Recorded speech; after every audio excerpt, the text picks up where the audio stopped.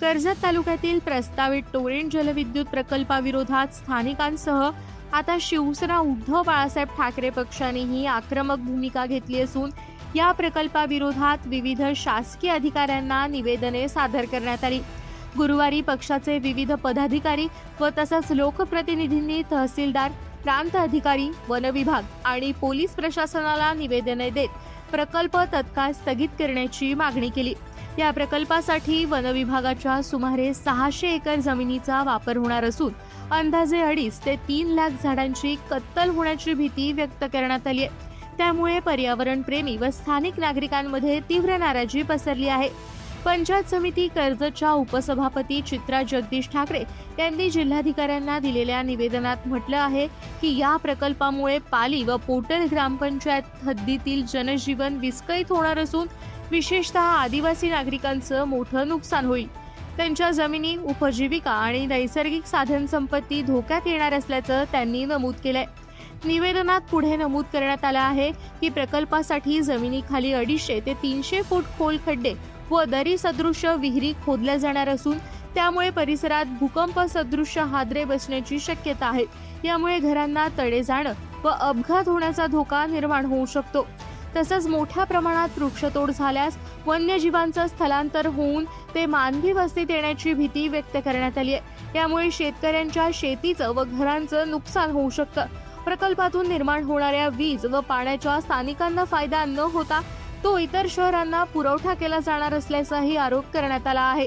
स्थानिकांना विश्वासात न घेता JCB व पोकलनच्या सहाय्याने ब्लास्टिंगची कामं सुरू असल्याचा आरोप करत हे काम बेकायदेशीर असल्याचंही निवेदनात म्हटलं आहे। तसंच प्रकल्पासाठी आवश्यक परवानग्या घेतल्या आहेत का याबाबतही पारदर्शकता नसल्याची तक्रार करण्यात आली आहे। दरम्यान या प्रकल्पामुळे भविष्यात कर्जत तालुक्यातील अनेक गावातील नागरिकांना विविध समस्यांना सामोरं जावं लागेल असा इशारा देण्यात आलाय। त्यामुळे हा प्रकल्प तत्काळ थांबवावा, अन्यथा शिवसेना उद्धव बाळासाहेब ठाकरे पक्षाच्या वतीने तीव्र आंदोलन छेडण्यात येईल असा इशारा देण्यात आला आहे। पाली साईडोंगर या ठिकाणी होऊ घातलेला टोरेंटचा प्रकल्प आणि या प्रकल्पामध्ये जवळजवळ 600 एकरपेक्षा जास्त जमीन फॉरेस्ट विभागाची जाणार आहे आणि जवळजवळ 2.5 ते 3 लाख झाडांची त्या ठिकाणी कत्तल होणार आहे। आमची मागणी आहे, हा प्रकल्प जर झाला तर कर्जत तालुक्याचं पर्यावरणाचं खूप मोठं नुकसान होणार आहे आणि हे नुकसान होऊ नये म्हणून या ठिकाणी आम्ही या प्रकल्पाला शिवसेनेच्या वतीने विरोध दर्शविण्यासाठी या ठिकाणी शिष्टमंडळ आम्ही येऊन फॉरेस्ट डिपार्टमेंट असेल, महसूल विभाग असेल, सर्वांना निवेदन दिलेलं आहे। या प्रकल्पामुळे आदिवासी ज्या वाड्या आहेत 2-3 मोहमालवाडी, पालीची वाडी, या वाडीतील आदिवासी हे बेघर होऊन त्यांच्यावर आजच तिथे काम सुरू असताना कोणत्याही प्रकारचं त्यांना विचारलं जात नाही। तेथील सरपंच असतील त्यांच्या देखील प्रतिक्रिया आल्या, या ठिकाणी आमच्यावर अन्याय होतो आहे, आम्हाला विचारलं जात नाही। आमच्या दलित जमिनी आहेत, या जमिनी शासकीय काम त्या जमिनीवर होऊन देखील फॉरेस्टचे अधिकारी सांगत आहेत तुमच्या जमिनी ह्या नसून दुसऱ्या सर्वे नंबरमध्ये आहेत। तर यासह अनेक विविध मागण्यांचं निवेदन आम्ही या कार्यालयाला सादर केलेले आहे। टोरेंट हा प्रकल्प कर्जतमध्ये होऊ घातलेला आहे। पोटल, पाली, खलाटी व ढाक या परिसरामध्ये हा प्रस्थापित असलेला हा टोरेंट प्रकल्प होत असताना अनेक शेतकरी तिथे बाधित होत आहेत। बाधित होणाऱ्या शेतकऱ्यांमध्ये आदिवासी बांधव आहेत, परंतु आदिवासी बांधवांना जी शासनाची जी पडीक जमीन भेटलेली आहे त्या जमिनीवरती सुद्धा त्या शेतकऱ्यांना, आदिवासींना कुठेतरी शासन स्तरावरती विचारलं जात नाही। कंपनी मनमानी पद्धतीने त्यांचं काम सुरू करत आहेत। त्या सुरू करत असलेल्या कामाला आमचा विरोध आहे, कारण सर्वप्रथम तुमच्या प्रकल्पाचा हेतू आणि उद्देश आणि आपला लेआउट आम्हाला जरूर या कर्जतकर जनतेला समजला पाहिजे। कारण हा प्रकल्प तिथं होत असताना खऱ्या अर्थाने कर्जतचा भकास वातावरण होईल असं आम्हाला प्रामुख्याने शिवसेना पक्षाला वाटत आहे। आणि न्याय हक्कासाठी भांडणारी आमची ही शिवसेना आज रस्त्यावरती उतरायचा सुद्धा शिवसेना कधी मागे पुढे बघत नाही. आमच्या बांधवांवरती होणारा अन्याय जर आम्ही उघड्या डोळ्याने बघत असू तर आम्ही शिवसैनिक कसले.